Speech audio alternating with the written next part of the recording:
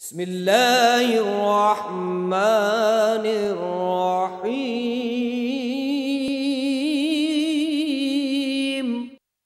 اللہ اللہ یا رسول اللہ یا رسول اللہ یا حبیب اللہ یا حبیب اللہ یا رسول اللہ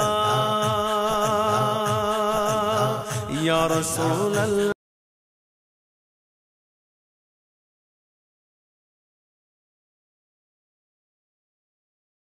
سرکار دو عالم علیہ السلام نے عالم مشاہدہ میں سو نہیں رہا تھا، میں جاگتے ہوئے مجھے نبی کریم علیہ السلام نے فرمایا کہ تیرے سلسلے کو قیامت تک دوام رہے گا اور تیرے سلسلے میں وہ شہباز آئیں گے جن کی نسبت سے تیری نسبت قیامت تک ایک تسلسل کے ساتھ دوام پاتی ہے۔ تسلسل رہے گا، اس میں کبھی انقطاع نہیں ہوگا۔ اب یہاں تک جب بات پہنچی ہے تو یہ بات سن لیجئے، میں کہنا چاہ رہا ہوں آپ کے سامنے کہ حضرت مجدد الفسانی کے پاس جو نسبت ہے مصلحٌ بین الفئتین، صلۃ بین البحرین و مصلحٌ بین الفئتین۔ علماء اس پر توجہ فرمائیں گے، اس کی تفصیل کا وقت نہیں میرے پاس۔ الحمدللہ الذی جعلنی صلۃ بین البحرین، مجھے دو سمندروں کو ملانے کا شرف رب نے عطا فرمایا، وحدت الوجودیہ اور وحدت الشہودیہ کے درمیان اور حلولیہ کے درمیان۔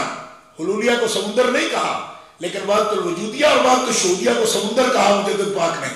صلۃ بین البحرین، فرمایا یہ نسبت خدا بندی کے اور توحید کے دو سمندر ہیں کہ جن کو دنیا تضاد کی نظر سے دیکھتی تھی، مگر شیخ احمد کی شکل میں رب نے مجھے یہ اعزاز بخشا کہ میں دونوں سمندروں کا ملانے والا ہوں، اور کہہ سکتے ہو کہ یہ شیخ احمد ہے یا مارج البحرین یلتقیان بینہما برزخ لا یبغیان،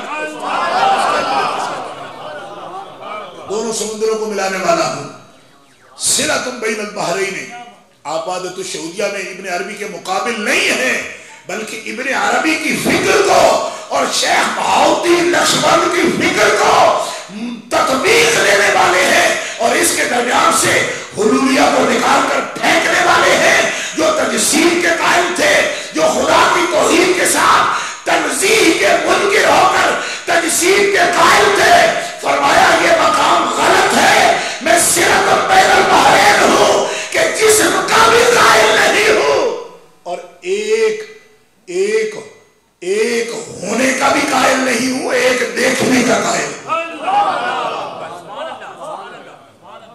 پیار سے کہہ دیجئے سبحان اللہ۔ اس لیے ڈاکٹر اقبال نے کہا تھا کہ مولانا روم کو اگر سر الوصال کہیں تو بجا ہے، مگر شیخ احمد سر الفراق ہے، اور سر الفراق سر الوصال سے بدرجہ اولا فائق ہوگا۔ کیوں کہ سر الوصال سے حلول کے راستے نکلیں گے، اگر دنیا اسے پڑھنا چاہے گی تو سر الفراق سے وہ راستے نکلیں گے نور کے جن کا تعلق غار حرا کی روشنی سے۔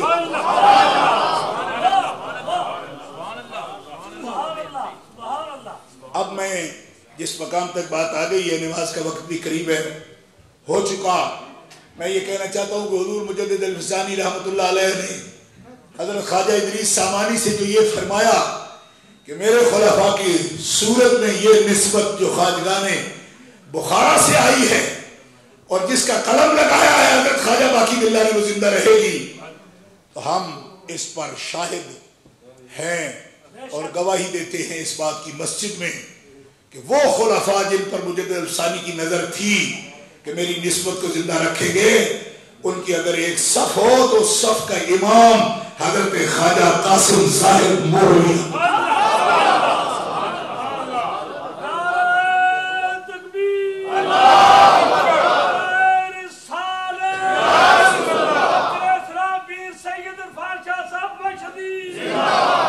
دربار عالیہ موڑا شریف اس لیے کہ آج لوگ یہ سمجھتے ہیں کہ ہم میڈیا پر اگر آئیں گے آسان ترین راستے پر آئیں گے, اچھے زیادہ لوگوں کے پاس ایڈریس ہوں گے, کانٹیکٹ ہوں گے زیادہ, تو لوگوں کو زیادہ فیض دے سکیں گے. لیکن میں قربان جاؤں اس قطب زمانہ کے کہ جس نے آسان راستے پر نہیں سب سے مشکل راستے پر ڈیرا لگایا. اور جب کسی غریب مرید نے یہ پوچھ لیا کہ یہاں پہنچے گا کون, حضرت جس کھو میں جا کے آپ نے اپنا ٹھکانہ بنا لیا, فرمایا قدرت نے مجھے وہ جاذبہ دیا ہے. یہ لفظ ہے آپ کا. فرمایا قدرت نے مجھے محمد قاسم صادق کو وہ جاذبہ دیا ہے. جاذبہ تصوف کی اصطلاح میں اسم ذات کو کہتے ہیں. فرمایا اسم ذات کا وہ جاذبہ مجھے قدرت نے بخشا ہے کہ دشت و جبل بھی اس جاذبہ کے ساتھ کھینچے چلے آئیں گے. لوگ راستے پر جاتے ہیں لیکن سارے راستے ایک وقت میں مولا کی طرف.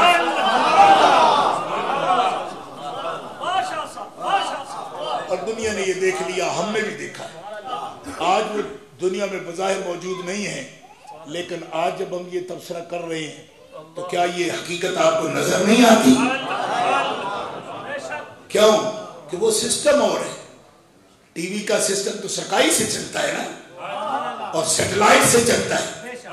سیٹلائٹ سے کنٹیکٹ ہوتا ہے اس کا, اور پھر وہ نشریات پھیلاتے چلا جاتا ہے. اور جو سب سے چھپ کے جا کے بیٹھے اس کا تعلق اس فضا اور سپیس میں اڑنے والا سیٹلائٹ نہیں ہوتا, عرش عظیم کے سیٹلائٹ سے اس کا تعلق ہوتا ہے.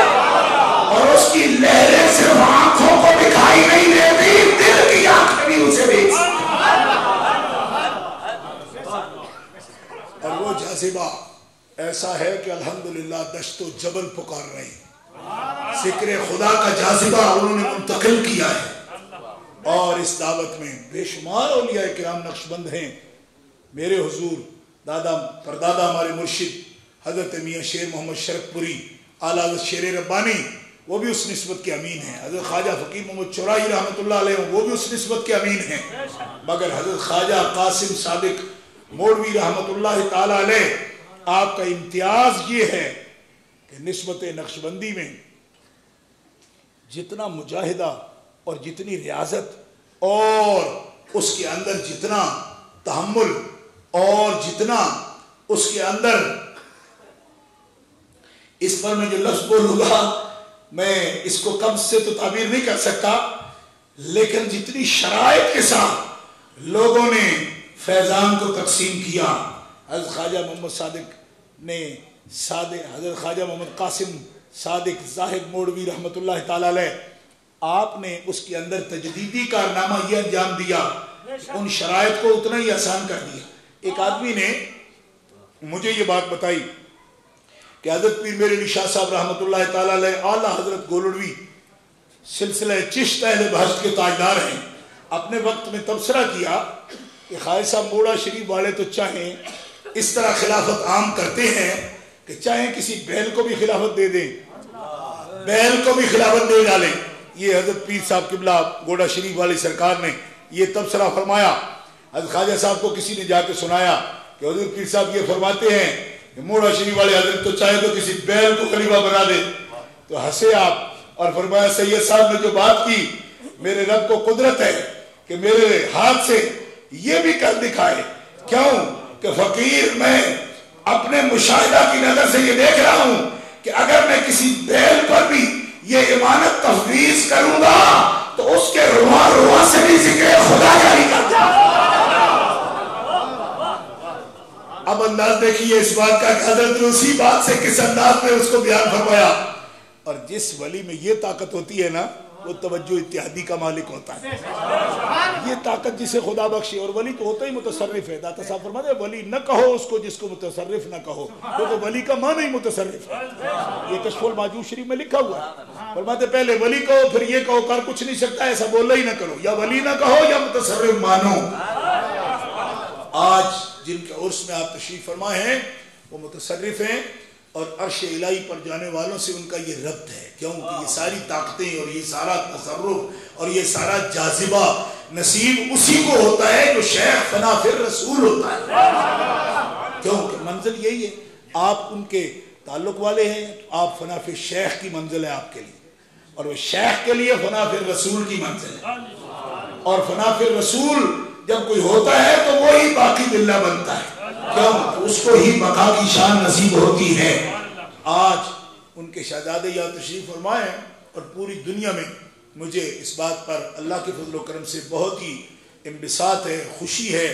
یہ کلمات تشکر میں کہتا ہوں کہ یہ نسبت صدیقی کے حامل ہیں اور سیدنا ابو بکر صدیق کی عظمت کا پرچم بلند کر رہی ہیں۔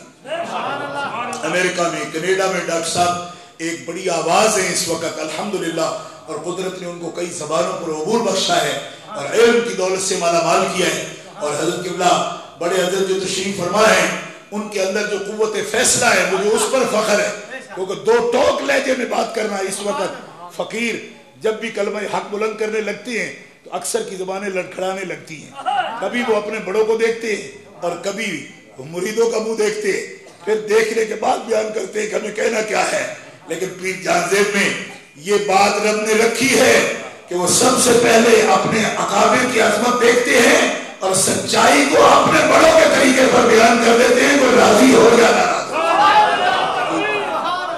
دو ٹوک لہجے میں بات کرنے والا فقیر وہ سرمایہ ملت ہے، ایسا فقیر سرمایہ ملت ہے جو بات کرنا چاہے تو اپنے رب کی رضا دیکھے، اپنے رب کے رسول کی رضا دیکھے اور اپنے اکابر سے تعلق جڑا ہوا دیکھے، اور جب وہ دیکھتا ہے تو مخلوق کے دلوں کو اللہ تعالیٰ خود ہی مائل فرما دیتا ہے، دلوں کو خود مائل فرما دیتا ہے۔ اللہ حکم الحاکمین جل وعلا یہ کلمات عقیدت و محبت بھی ہے اور حقیقت بھی ہے جو عرض کیے ہیں، اسے اللہ قبولیت کے شرف عطا فرمائے۔ انشاءاللہ وقت ہوا، میں ایک گزشتہ محفل میں بھی وعدہ تھا تو باوجود حاضر نہ ہوا، آج اس کی معذرت کرنا بھی مقصود تھی، اور آج بھی قدرے اگرچہ لیٹ تھا مگر میں نے آنا ضرور تھا، اس لیے کہ یہ نسبت کی خوشبو ہے۔ میں خود ایک نقشبندی فقیر ہوں، خادم ہوں، مجدد الثانی کے در کا گدا ہوں، اور اس نسبت سے یہ آستانے ہمارے اپنے ہیں، ہماری عقیدت کی جگہ ہے، محبت کی جگہ ہے، اور ہم اپنے پیر ہی سمجھتے ہیں، اس لیے کہ یہ سب نہریں اسی دریا سے نکلی ہوئی ہیں جس کو ہم سیدنا ابو بکر صدیق والی نسبت کہتے ہیں۔ اللہ تعالیٰ جل شانہ تا قیام قیامت اور اس کے بعد بھی، کیوں کہ اس کے بعد بھی یہ قرآن میں فرمان ہے الحقنا بہم ذریتہم، یہ محفلیں جنت میں بھی لگیں گی اور سجیں گی۔ اللہ جل شانہ ان باعظمت محفلوں کو جنت میں بھی ہمیں توفیق دے کہ ہم حاضری کا شرف حاصل کر سکیں۔ نماز اثر پڑے گی، اس کے بعد انشاءاللہ محفل ذکر ہوگی، درود و سلام ہوگا، پھر